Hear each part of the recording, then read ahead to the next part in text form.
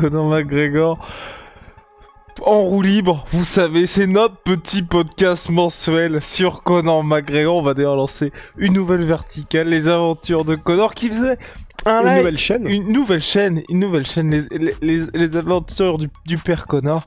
Conor qui était en train de faire la promotion de son partenaire de paris sportifs et qui était complètement déchiré. Le petit Conor qui nous rassure évidemment quant à son retour éventuel dans la cage, entre sa shape qui est quand même un peu discutable, ça, son apparition lors du combat Anthony Joshua Daniel Dubois, où c'était tout simplement impossible de savoir pour qui il était. Bref, c'est parti, générique. Soit.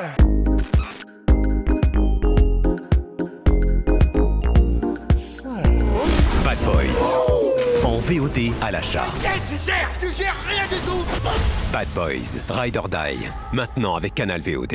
Ah, Conor nous régale. C'est horrible et je commence, tu vois, à cause de tout ce qui se passe, c'est à petit basculer vers ceux qui disent il ne reviendra jamais. Tu sais que même, petite confession entre nous. Confession intime Confession intime, oui, lorsque j'avais parlé il y a quelques semaines de ça à Brett Ogmolo, qui est le journaliste en... Excuse-nous, oui, tu parles pas, toi tu parles pas au boulanger, non, tu parles à Brett. Bah oui, je parle à Brett.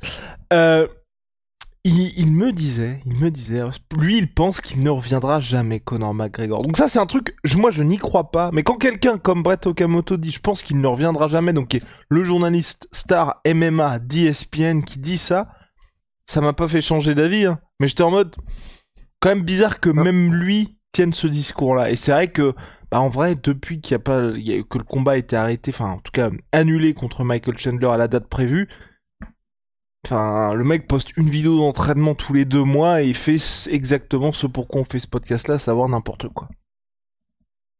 Ouais, après, est-ce que ça change vraiment de comment il était avant ? Parce qu'avant la blessure, il était tout pareil. On faisait tout pareil des podcasts régulièrement sur le fait qu'il est arraché tout le temps. Mais moi je croyais à un truc. En fait, c'est là que ça me fait vraiment, vraiment chier.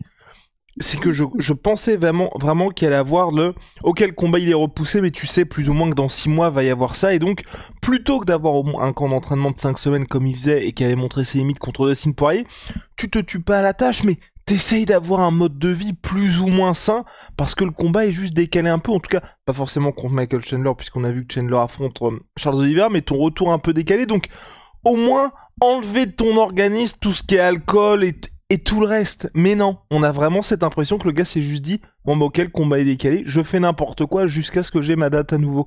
Sauf que visiblement tout le monde sauf lui sait que ça ne fonctionne pas comme ça. Et c'est pour ça que moi ça me fout le seum. Moi ça change pas grand chose, j'avoue. En fait la seule chose qui change où je me dis il y a du nouveau, c'est que quand il est ravagé et quand il est bourré ou sous coke, il est encore plus fou à moitié que d'habitude. Parce que là, il faut vraiment aller voir les best-of sur YouTube ou sur Twitter de Conor McGregor dans son truc là, où il a sa casquette et tout. C'est déjà, peut-être qu'il y avait de la musique en fond et qu'on n'entend pas parce que c'est un micro-cravate, mais enfin, pour nous-mêmes utiliser des micro-cravates, théoriquement, s'il y avait beaucoup de musique de fond, ça s'entendrait dans le micro-cravate. Donc, c'est bizarre qu'il gueule autant. Et maintenant, tu as l'impression qu'il ne peut s'exprimer que en gueulant le plus fort possible. Déjà, c'est spécial, quoi. C'est vraiment spécial maintenant de voir Conor McGregor parce que t'as l'impression que le mec ne communique même plus comme un humain normal. Il ne peut parler que à partir d'un certain niveau sonore et il est hyper actif, mais d'une force encore plus qu'avant. Ça peut être la coke et l'alcool, mais c'est vrai que là, pendant tout le live, il a une énergie, mais c'est absolument délirant. Il est marrant, hein, et c'est ça qui est terrible, c'est que il est divertissant. Mais en fait, le problème, c'est qu'on sait qu'il y a des moments où quand il est bourré, il frappe des vieux dans des bars. Mais si on savait pas ça, honnêtement, il est presque marrant et presque juste divertissant et sympathique en fait quand il est comme ça. Parce que là, les moments où il se marre sur Ilia Topuria, où il l'appelle Ilia Taptoro. Ilia Taptoro pour juste pour se foutre de sa gueule, et en gros on lui demande alors qu'est-ce que tu lui ferais, il dit je le choperais par les poils du torse comme ça, je ferais pap pap pap pap, comme ça je lui mettrais des gifles. C'est marrant, on peut dire ce qu'on veut, c'est trop marrant. Il se fout de la gueule de Belal en disant mais vous savez quand même que Belal, il a pas un seul knockdown dans toute sa carrière à l'UFC. Honnêtement, c'est embarrassant tellement c'est honteux. Donc c'est marrant. À un moment, il s'allume un joint pour aucune raison et il commence à faire une ode à Mike Tyson et à la production de joints de Mike Tyson parce que c'est vrai il a sa propre marque, etc. Donc il fait merci Mike, machin. Puis après, il s'invente un code promo McGregor, machin, qui n'existe pas.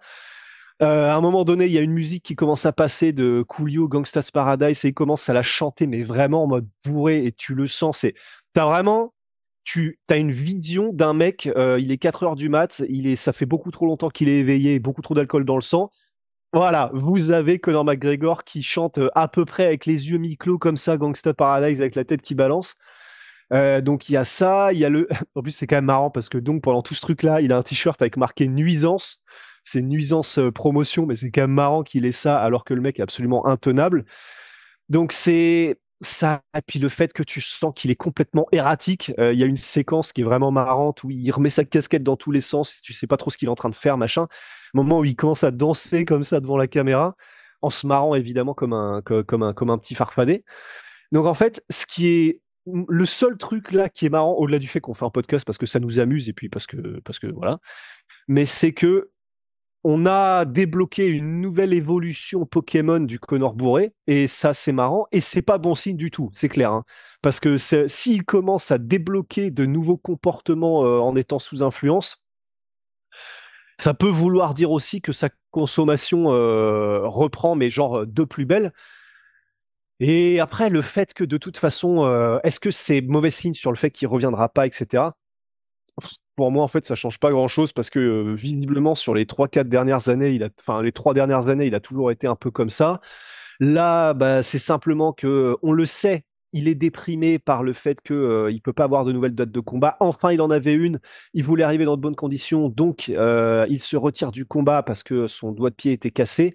Et l'UFC qui probablement pour lesquels c'était pas une aubaine, mais comme ça lui permet de rester, de garder un peu Conor McGregor derrière les fagots. Et comme ça, on repousse au maximum la renégociation de son contrat, etc. Ce qui permet de mieux négocier probablement des deals avec les distributeurs et les machins. Bah, probablement que voilà, Conor McGregor sait qu'il est piégé, que ça n'avance pas. Il voit Chandler qui était le gars qui était censé affronter depuis des années, même Chandler. Il y va à pied, il attend pas le bus. Mais ce qui est bien pour Donc, je pense Chandler, qu'il est juste déprimé, quoi. ce qui est bien pour Chandler Oui, quand oui. même de ce côté-là. Mais oui, alors oui, je suis d'accord, il est sûrement déprimé, mais t'as quand même, à un moment donné, je pense que l'UFC, ne serait-ce que pour se dire, il nous faut un peu d'oseille ou il faut faire plaisir aux nouveaux diffuseurs, enfin, ils vont le faire combattre, tu vois, Conor McGregor. Et c'est plus l'état dans lequel il sera, combien de fois est-ce qu'il faut qu'il perde avant que le mec s'arrête définitivement, parce que dans sa tête, il ne s'arrêtera jamais.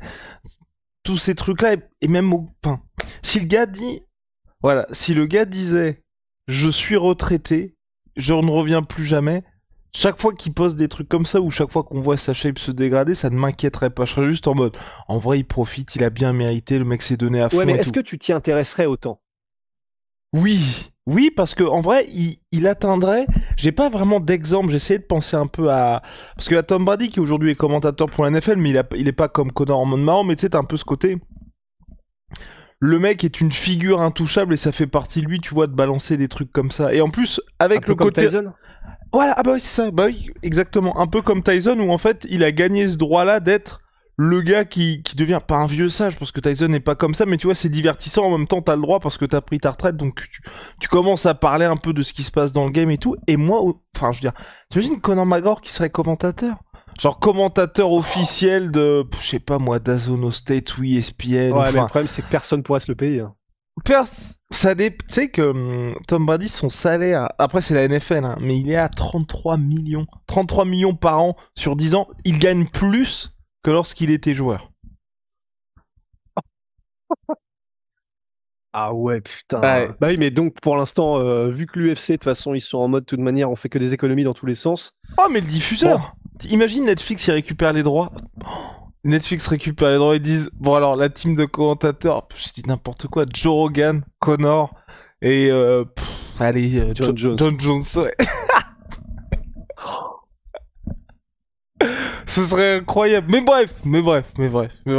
On n'en est pas là, on s'égare, mais tout ça pour dire que si Conor avait ce même comportement en étant à la retraite, ça m'inquiéterait beaucoup moins. Là, on sait qu'il va réaffronter un mec qui est un tueur, et on sait aussi, et c'est là où moi vraiment ça m'énerve, c'est, on a beau dire tout ce qu'on veut de le fait que l'UFC le laisse aller en boxe et a précipité sa chute. Francis, on sait pas ce qui va se passer quand il va revenir contre Renan Ferra, mais sur le papier, là, tel qu'on voit, il a l'air de prendre ça sérieusement, et bah, bien sûr, tout peut arriver dans un combat, mais il a l'air de prendre ça sérieusement. Conor, t'as aussi ça qui, moi, me frustre énormément, c'est que le combat contre Dustin Poirier où il se fait mettre KO, il fait quand même un premier round qui est ok.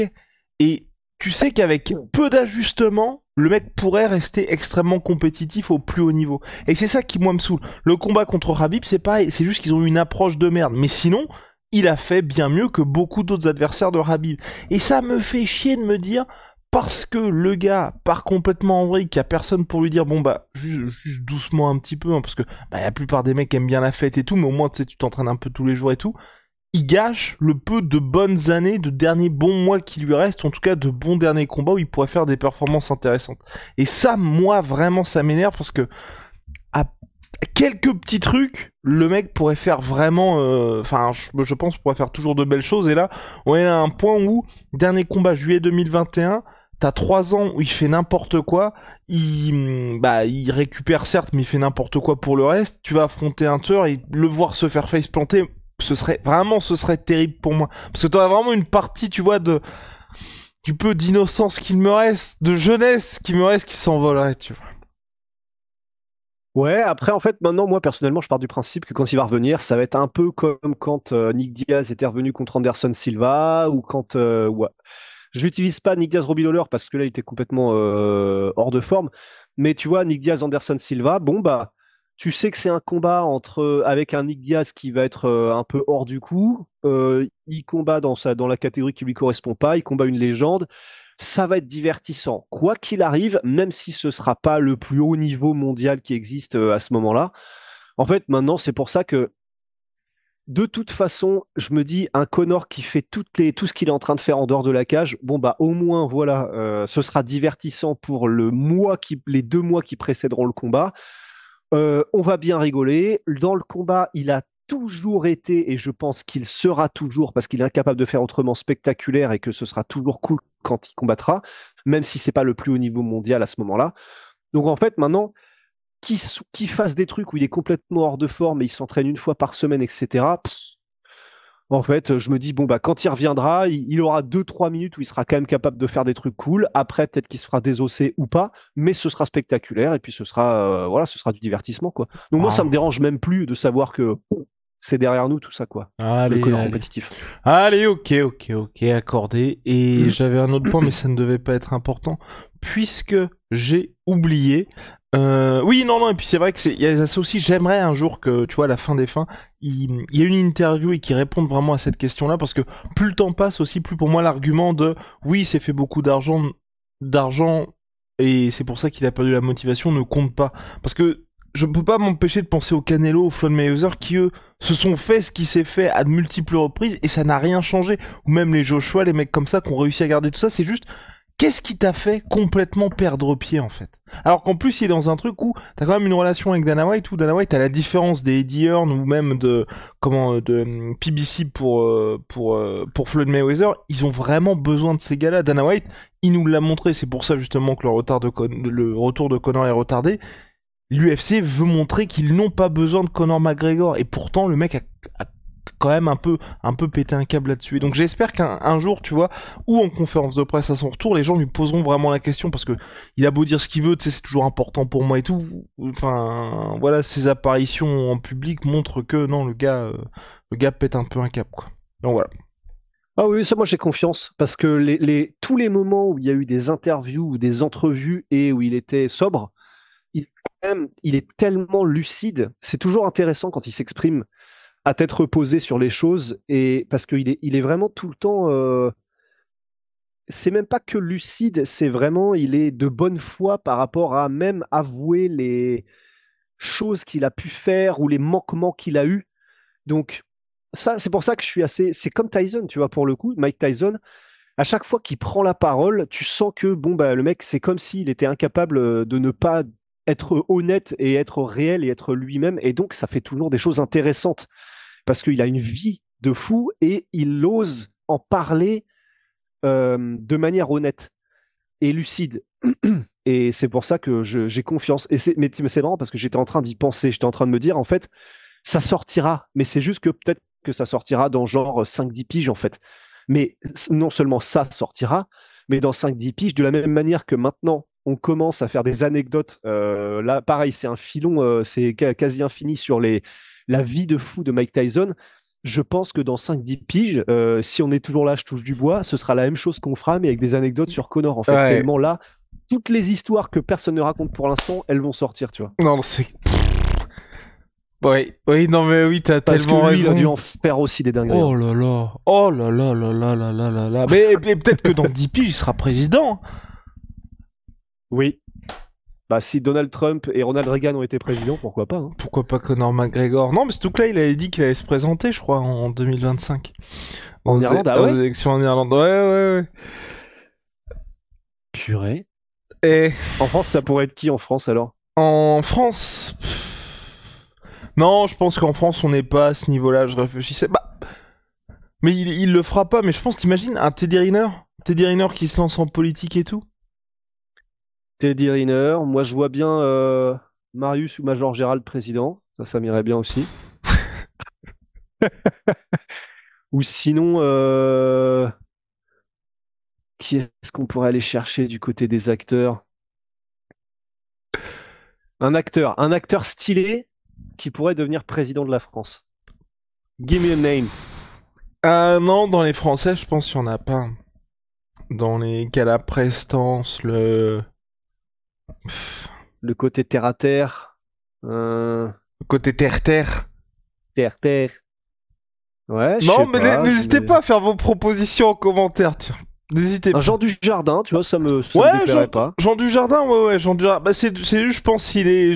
Enfin, il est quand même un peu...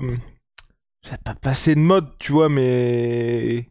Ouais. Le Mais t'es prime jamais à n'est l'abri plus d'un là. bon rôle, tu sais. Ah, ça. C'est ce qui était arrivé à John Travolta dans Pulp Fiction, hein. Oui. Il était has-been, bah, Ouais. il revient.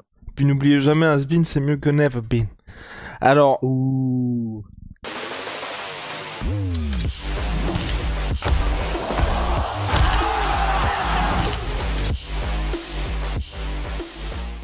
Allez, shout out!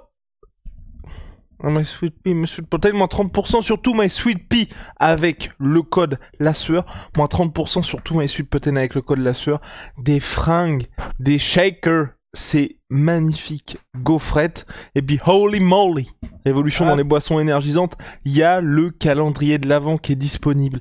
En ce moment, il y a 2 versions, code la sueur 5 pour votre première commande, moins 5 €, si vous avez déjà commandé chez eux, code la sueur 10, moins 10%. Attends. Oh. Parce qu'il faut que je retrouve. Il nous l'a mis où, Bax?